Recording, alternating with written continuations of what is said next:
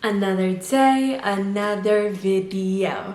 So today's video is, for me, quite a big thing, and it is my 2 years on YouTube, the good, the bad, and the takeaways. So this video is going to be encompassing all the things that I've learned in the past 2 years being on this platform, and my high points and my low points, and the main takeaways that I currently have post 2 years.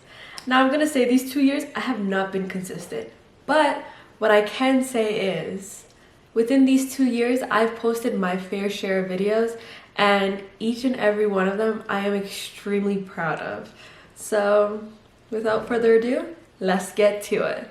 Now I'm gonna read this off of my iPad because I wrote an extensive outline for this video because I don't want to miss anything. So I'm gonna be reading off my iPad, and therefore I need my eyes. Now that I got my eyes.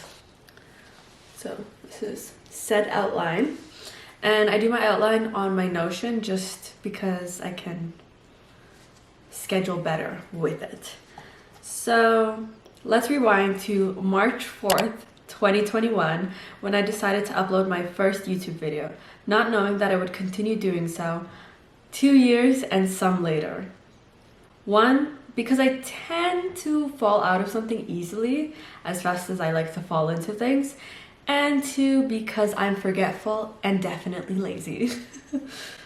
But here we are, many videos later, still creating videos and loving the process as much as I did when I first started. I did have some bumps from burning out with classes and work and recording to feeling the pressures of views and subscribers, but now my channel is essentially a reflection of myself, both chaotic and well-intentioned. My videos are my video diaries for me to be able to look back, and as much as I want to say I make these videos for anyone who sees it, the videos are just as much for me too, to remind myself of where I came from and where I'm going. Now let's go through the goods and bads of it all. I'm gonna start high with the goods. The first one is, this is my outlet both creatively and emotionally. You see what I see, and what I say are the things I feel in that current moment. For me, it can be cathartic, and for all the videos you saw and didn't see because I took it out but wanted to record, I got to sit down and talk my way through my emotions with you and figured it out for myself along the way. 2, I was able to grow creatively with every video or short you have seen. I started this channel with the intent to post study with me's because that is what felt resonated with my life at the time as a high school student. But after just 2 videos, I realized that it wasn't for me, in the sense that it just wasn't me. Like, it wasn't only me. I'm not only a student, but I'm a girl in her late teenage years in that current time and early adult years, with so much passions that I wanted to share. A couple videos in my thumbnails changed as my creativity abilities started to mold and my video editing styles changed throughout the years, whilst using iMovie. 3, all it takes is what you have. You don't need expensive equipment to record a video, even if it might look like the videos you like to watch. But your videos aren't theirs. And we all have to start somewhere. I started with iMovie, and I currently still use iMovie to this date. Canva for thumbnails. I also use iPages on my iMac and my iPad. And my iPhone 8, which I still record on to this date. This phone is what started this channel, and 2 years later, she is still here recording content for my channel. And then a couple months later, I got the Canon M50 camera, the camera I am actually talking on right now, which I still use today. I heard either it's day 1 or one day. You choose. I chose day 1, if anybody was curious. 4, this channel weirdly enough provided me insight from just me talking to a camera. And hearing myself as I'm editing made me realize things I would have never realized. There is something so unique about me talking to the camera and expressing my emotions and just being in the moment, to then having to sit down and edit myself and seeing realizations come during that editing process. And it's opened my eyes to a lot of things, some good things about myself and some not good things about myself. But in the end, it made me help realize and grow through those actions. So I guess it was all good in the grand midst of things. Number 5, I learned and grew from the videos I made. From the 2020 video to how I got my sparkle back, the confidence I've gained. Now to the bad, not the not so great. Now, these aren't entirely things that would turn off a person from content creating on this platform, but they are things that I've noticed while being on this journey. 1, when I first started with the ideals of editing and recording, it was okay. But by the 5th video, I saw a dip in viewership because I'm able to see analytics using YouTube Studio. And I honestly began to fixate on it. Soon enough, I was creating for the purpose of views, and that was the beginning of the end. I began to let subscriber count or the amount of likes versus dislikes take over my emotions. I would check my analytics every morning and before sleeping. I would see if there was any changes or developments in my analytics. I dedicated whether I was going to have a good day or bad on the basis if my subscriber count went up or down. Then it hit me. It took a month for me to take a step back and realize what I was doing. I changed it so I couldn't see like counts, so both myself didn't have to fixate it, and so you as a viewer isn't pressured to like what you're watching. I honestly feel so much better, and it allows me to focus on what I really want to focus on, which is creating content and putting out this channel like a digital diary. 2, equipment can be expensive. When starting out, I was creating for the quality of my content, but the more I did it, the more I wanted to improve different aspects of it. With anything you do in your life, that's what you do. You progress and you want to improve with your progression. From better quality to cooler thumbnails to having intriguing content ideas that inspired myself, but the quality aspect can be something that my finances didn't have. I'm a uni student. This is not the most ideal position to be in, but I made it with what I had, from saving what I wanted to being fortunate enough to being gifted equipment. So here we are now. From the camera to the lighting to even having this, these are all things that assist me with content. Now, I might have not purchased it for the sole purpose of making content. These are invaluable aspects that help me create the content I essentially want to create. But I would say now I have a whole system that I still want to continue to upgrade as time goes by and as my finances improve. But the gist of it all is work with what you have. The first half of my content was made on an iPhone. Content to this day that I record is still using my iPhone. I have an iPhone 8. If you have the newer phones, your quality is going to be so much better.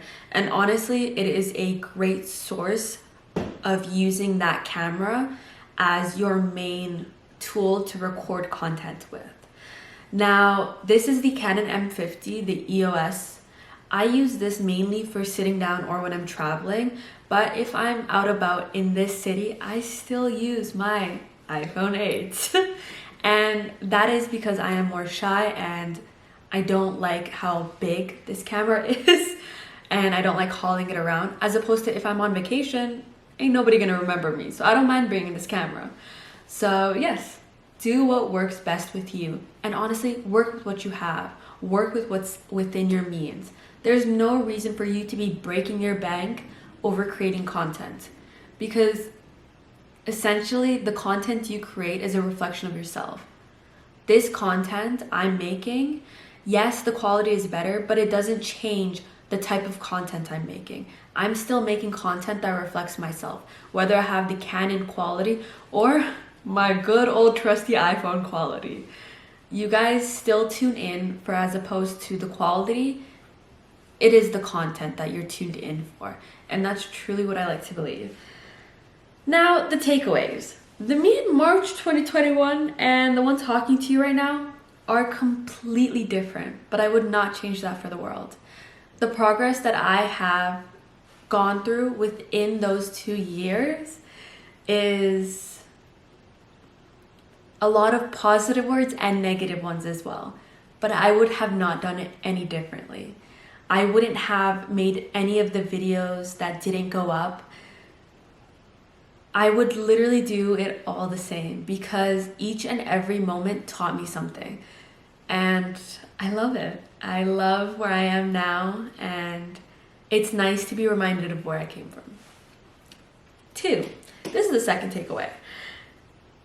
Taking you on my trips or anything that happens in my vlog type of life does not only serve you for entertainment, but me as well, as it is something I can look back on with fond memories, that even if something happens, these videos show me in the unlikely possibility that I may forget at some point in my life.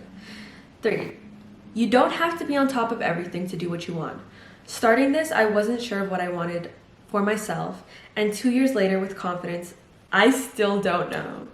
But it's different now. I'm more confident, happy, and content with not knowing. But what I do know, the me right now loves doing this, and therefore I will continue to do so. 4, just have fun with it. When starting this, I just wanted an outlet, and now it is the same thing, but I grew more fond of it as time went by. Finally, just remember, whether you're starting a channel or maybe in a slump, remember the feeling of starting it, that love and passion, and just plain excitement. Hold on to it and let it develop as you create both content and create hopefully a happier you. Now, the last thing I want to say is, this is not a takeaway, but something I want to improve on, and that is consistency. With my last 3 videos, I've been able to post every week, and this current week, I will actually be starting classes starting tomorrow. Wish me luck, please. Pray for me, y'all. But this year, or this later half of the year, it's not even the later half of the year. This last quarter of the year, I definitely want to be more consistent on my channel. And it's not for the growth of the channel, as opposed to something I read on Atomic Habits. And it says that, to sum it all up, but there was a professor who asked their class to be split in half, and then half of the students had to hand in 1 quality picture, and half of the students had to hand in 100 pictures, or it was 50. And by the end of the term, half the students that were asked to create 1 great, amazing picture would be scored on that 1 picture. And the students that were asked to hand in 100 or 50 pictures would be graded on that.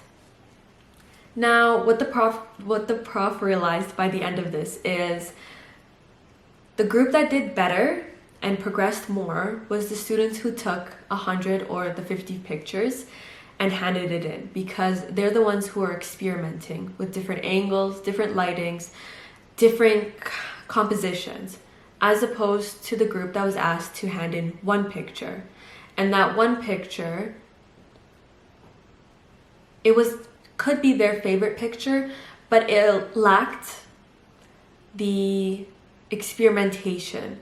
A lot of the photos did have what was learned throughout the class, and it would encapsulate 1 or 2 aspects, but it didn't have that uniqueness and that experimentation that the second group had. And therefore, the second group was graded higher because their photos were of better quality. Now, I'm saying this all to say that in being consistent, I want to test out different things. I want to experiment. I want to see how far and honestly, I just want to see how my content progresses within these couple months. And I want to see what trajectory I take it, where my creativity goes with the videos and the content I plan to record.